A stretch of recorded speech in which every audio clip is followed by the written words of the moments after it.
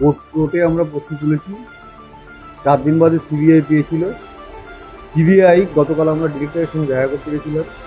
এত মানে একটা ক্যালাস ভোকাজ একটা সংস্থা যেটা ভারত সরকার চালায়, আমার মনে হয় এই ব্যবস্থাকে তুলে দেওয়া উচিত।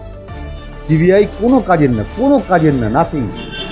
কোনো কাজ তো আমার মেয়ে তদন্তে কোনো কাজ তো করেইনি। উল্টে কালকে যেসব কথাবার্তা বলেছে সেগুলো মানে আমাদের অনেকটা আশ্চর্য লেগেছে। সিবিআই ডিরেক্টরকে আমরা প্রশ্ন করলে, বেশি প্রশ্ন করেছি বলে উনি বলছেন এই মামলা আমরা ছেড়ে দেবো। আমি বলছি, আদালতে গিয়ে বলুন, এখানে আমাকে কেন বলছেন? এইরকম অবস্থা সিবিআই এরাকে।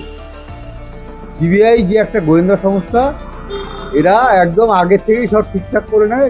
আমাদের পশ্চিমবঙ্গে যতগুলো কেস করছে একটারও কোনো ভালো রেজাল্ট নেই। সিবিআইয়ের কাছে কোনো প্রশ্নের উত্তর নেই। আমরা যে সমস্ত কোশ্চেন ওদের রিপোর্টের উপরে আমরা ওদের কোশ্চেন করছি, কোনো কোশ্চেনের উত্তর নেই। ওরা শুধু এড়িয়ে যাচ্ছে আর ভাষার খেলা দেখাচ্ছে। Single person can be do it, medical বোর্ডের কাছে ওরা কোশ্চেন রেখেছে। মেডিকেল বোর্ড বলছে যে এটা হতেও পারে, নাও হতে পারে, কিন্তু ওরা আমাদের বোঝাচ্ছে না একদিনই করেছে।